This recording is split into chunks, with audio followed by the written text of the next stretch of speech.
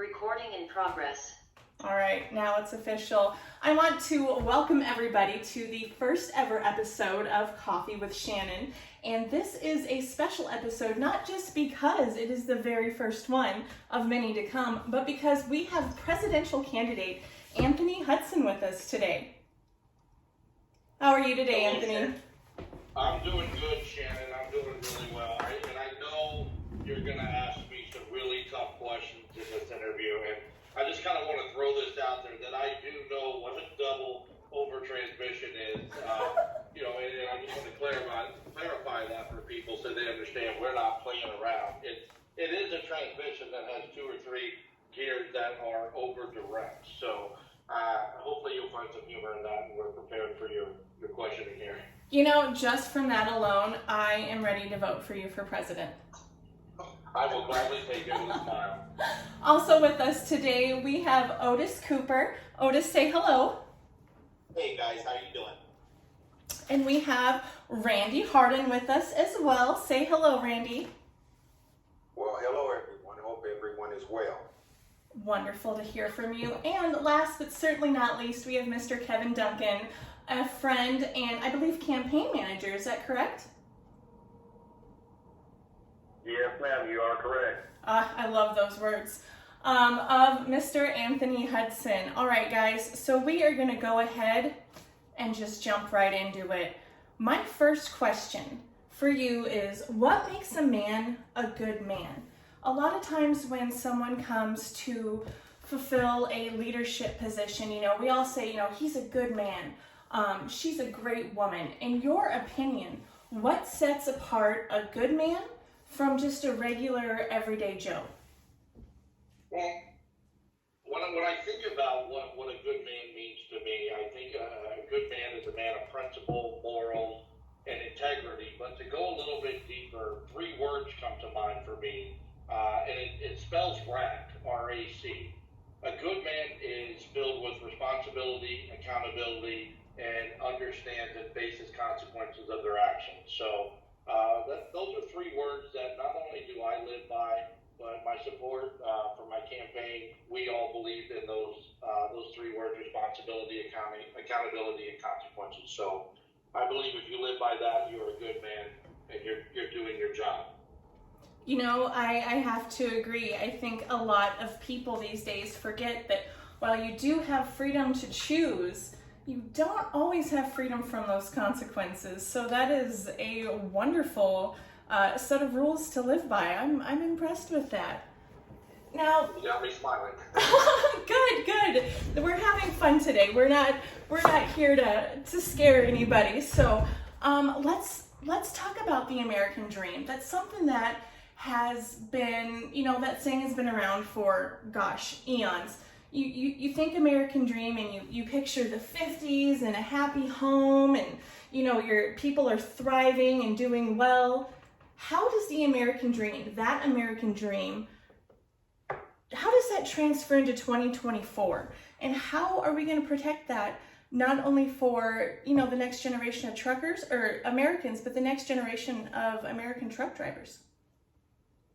Well, in my opinion, to protect it means to protect the pursuit of happiness in this country. It is one of the main reasons a lot of people want to come to the United States is to change their life and have a better quality of life for them and their family, and that's because of the pursuit of happiness. And I know that the older generation, truck driving was a major industry. It still is today. It's the largest industry in this country. It's the heartbeat of this country.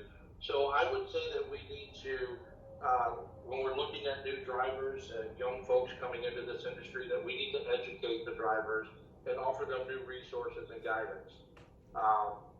If they want to be owner-operators, then I think that we need to set aside new programs for them, put those programs into place where financing, lower rates, and better terms can help get them started and get them on the road. Because at the end of the day, this used to be a very profitable industry, and with the changes that are in place right now, it limits us, it kind of handicaps us. So we kind of want to redefine trucking and get back to what worked yesterday instead of what we're currently experiencing today.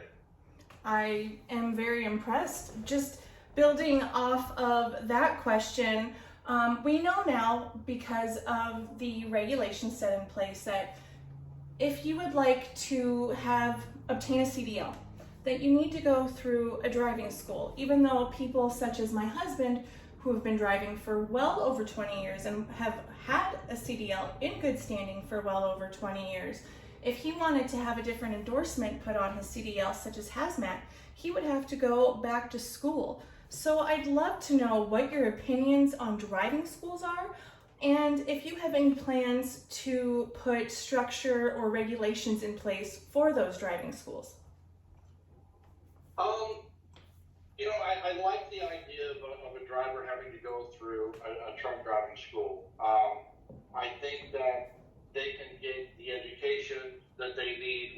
Because we have a lot of drivers that are kind of just shouldn't be behind the wheel of a truck. But I think that going through a driving school that has the proper curriculum that can help the drivers learn what it is they need to do. I mean, I want to get rid of all these puppy mill schools that are out there, and like I said, focus on creating a curriculum that would teach the full responsibility of what a professional driver should know. I think that the safety compliance is behind the truck is the most important. We need to have drivers understand, to me, they're major concerns. If a driver can't back up and properly hook a trailer to a truck or know how to adjust their brakes when they need to. It's also frustrating to see flatbed drivers out there that don't know how to tarp or strap down their loads properly. And we want to teach this. We want to give the right curriculum so that when they graduate from the school, whether it's with an endorsement or a full CDL, that they have the proper training to take their loads out on the highway and represent the industry in a well-mannered fashion. Boy, I don't know if you've got like a little leprechaun sitting next to you just typing out the perfect answers for you to read off of, like, what do they call those things? The projectors you read off of? But my goodness, I'm impressed with that because I agree. Puppy mill driving schools they're a problem. While our industry is so desperately needing help, there's everybody knows about the ongoing crisis, not just in the trucking industry for a lack of jobs, but, or black people being able to fill these jobs, I should say, rather. It's hard when you have these people coming in to fulfill a need that create such a dangerous environment, not just for other truck drivers, but for the public. So I love that you take it seriously because it is a serious issue, and some mature, responsible decision making on that part could go a very, very long way. Well, we're talking. No, go ahead. I think what we missed here is that I actually own a small trucking company in Michigan. So being a part of the trucking family, I'm a second generation truck driver. I drove truck when I was in the service, and now that I'm out on my own with a small business, I can see what some of these restrictions are doing to our drivers. I can see that people are frustrated, and I firsthand know that there's a better way that we can get back to driving truck in a professional manner where it's well respected. I think people should know that if you want representation in Washington, you have a candidate that is running for president who also owns a trucking company. I think it's fair to say that. Oh my goodness, absolutely. And this is just my personal humble opinion, I think we are so far overdue for having somebody in the office that isn't delusional. Whether you are somebody from the trucking community or just a small business owner in, small town USA, you can appreciate the fact of a real person who's had to make decisions of, do I pay the light bill this week or do I buy groceries? Somebody like that in office who understands the struggles of 97% of the country. I think it is beyond necessary by this point that we have somebody in office that can relate to the majority of the country, the struggles they're having and the tools they need to persevere. Right. I agree 100%. And throughout the last 6 or 7 months that I've been announcing that I was running, there there's a lot of people that just support the fact that I am a blue-collar truck driver in this country. Blue collar is the background of this country. It's what makes this country run. And they have the most powerful voice in the world if they'll use it. And so our biggest challenge is reaching out to them and letting them hear our story and hear what we stand for, that we are all about putting the people first. And we are concerned with those who used to make $80,000 a year are now somewhat at the bottom end of the blue-collar society, or have lost their homes or their cars because they can't afford it. We didn't foresee this happening 3, 4, 5 years ago when we bought our homes or when we bought our cars. And the struggle is real. And I just don't think that there's anyone in Washington that has ever had to deal with middle America and understand what it is we go through to live in this country and what it's like to have our rights taken away from us. So that's the recipe of why I'm running for president in 2024, is to give this country back to the hardworking American men and women that work so hard to make it. We work our butts off so that they can have it easy in Washington, D.C., and it's time to replace those folks with good, hardworking American people and take back our country. I absolutely agree. Something that we can connect on is both of our fathers were dump truck drivers. Both of my parents actually were truck drivers. Aunts, uncles, grandparents. I married a truck driver. Those are some of the best people I have ever met in my life. Some of the best people I've ever met have come from this industry. Now, don't get me wrong. We've got some screwballs running around. They're like our weird third cousin. Like, technically we claim them, but not really. But these, like you said, it's the heartbeat of the nation. These are the people that work 12, 16 hours a day to make their world turn. So I was going to ask you why you wanted to become president, but boy, you spelled it out just so beautifully. Speaking on your campaign and all the cool things you've been doing, you were just down in Eagle Pass, Texas. I was able to see some of your lives, and I could not believe some of the footage you guys saw. Just your experience down there in general. What would you say was your biggest takeaway from that trip? Well, first, you're talking about the live shows that we had. We had them on TikTok, where I have almost 200,000 followers on one of my TikTok pages. And a lot of people were asking me about the southern border, if I was going to go, could I go and show the truth about what's happening, because the people in the country, we deserve the truth. As hard as we work, we deserve the truth.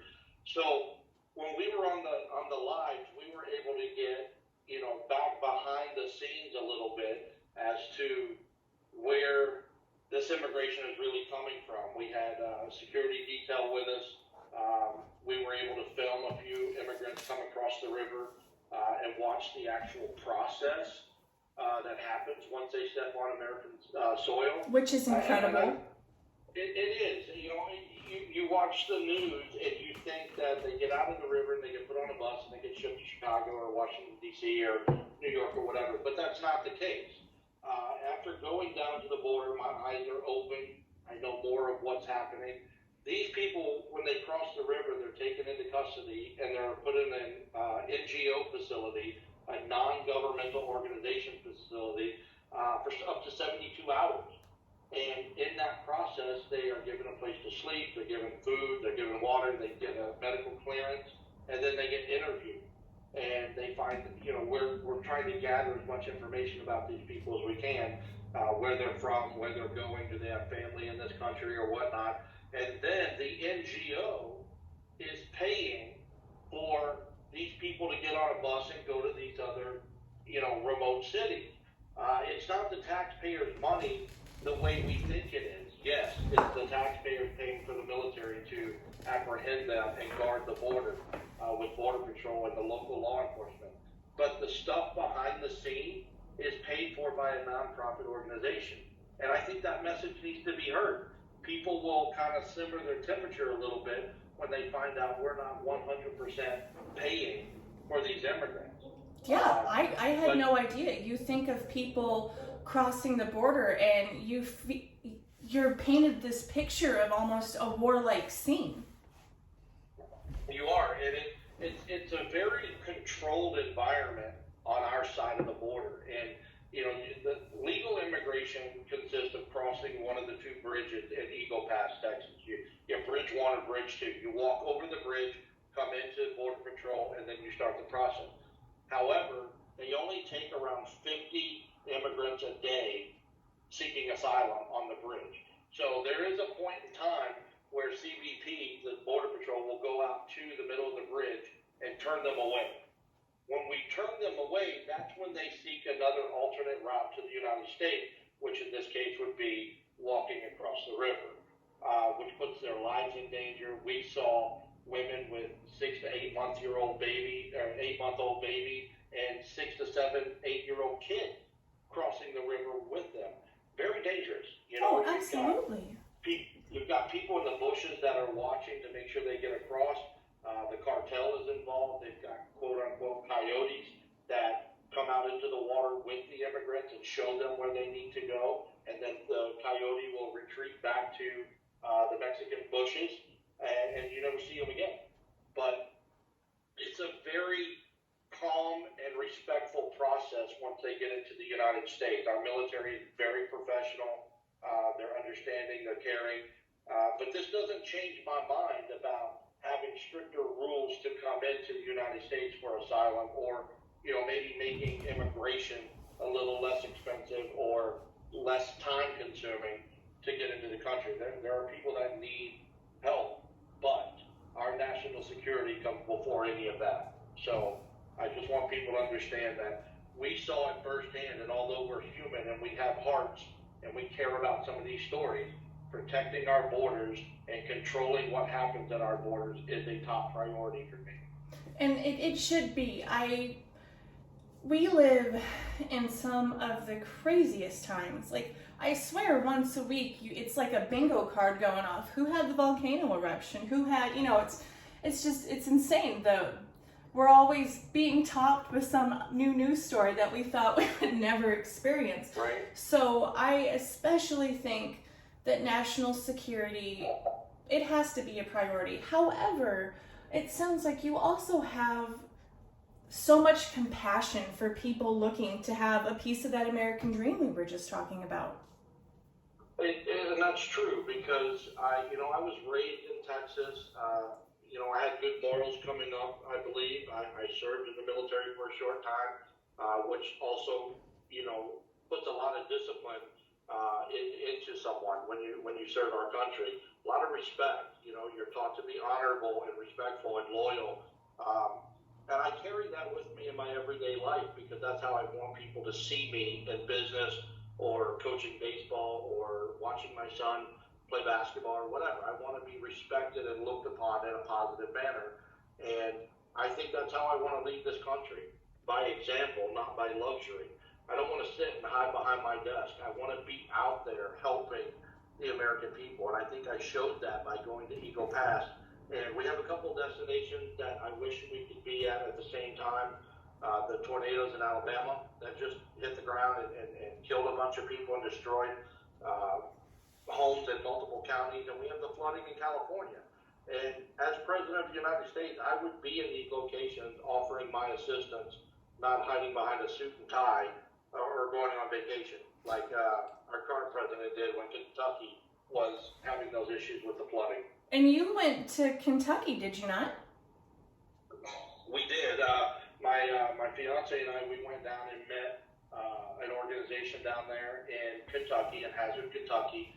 And again, we spent 4 days there, and we probably met 1,200 people. I assisted in demolishing a home and pulling it out to the road for an 82-year-old man who was living on his front porch because he could not get into his home after the water had came in and pushed everything around, and it had been sitting like that for 2 weeks. So it was very mildewy and moldy and this nasty. This elderly gentleman was living on his front porch for 2 weeks?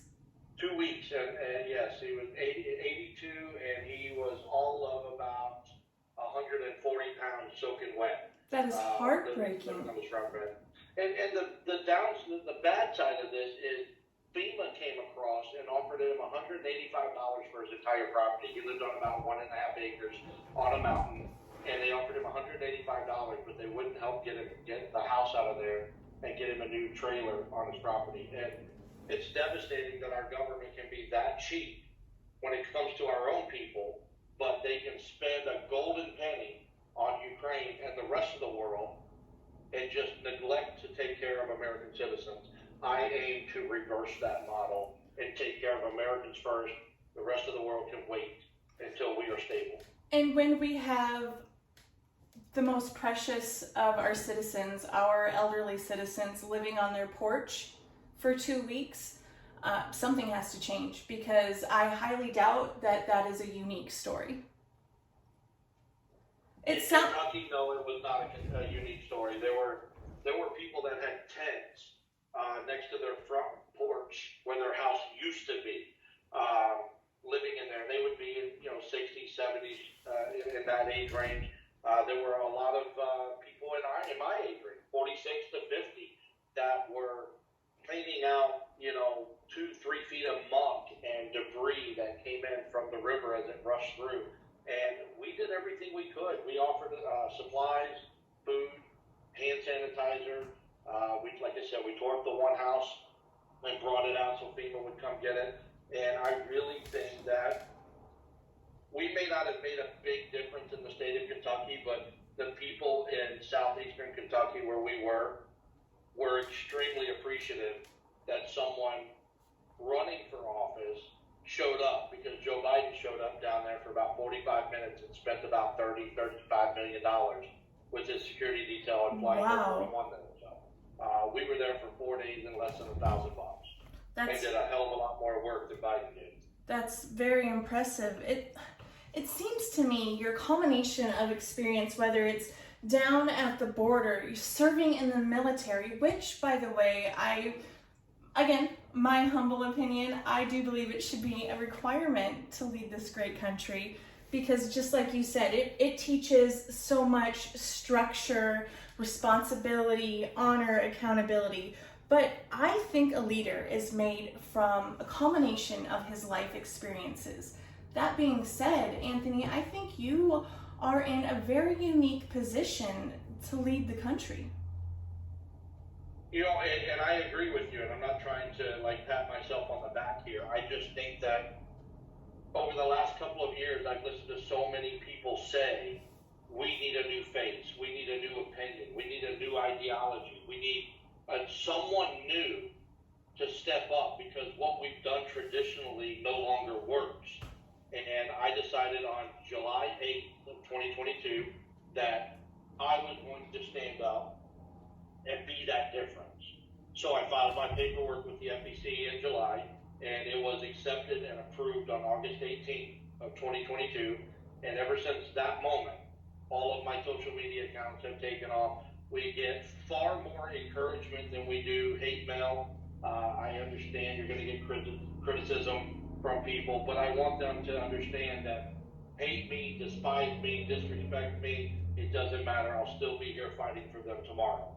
And that's what it's all about. We have had enough of the division in the country over every little thing. I want to be able to say I'm proud to be an American again, because I am so proud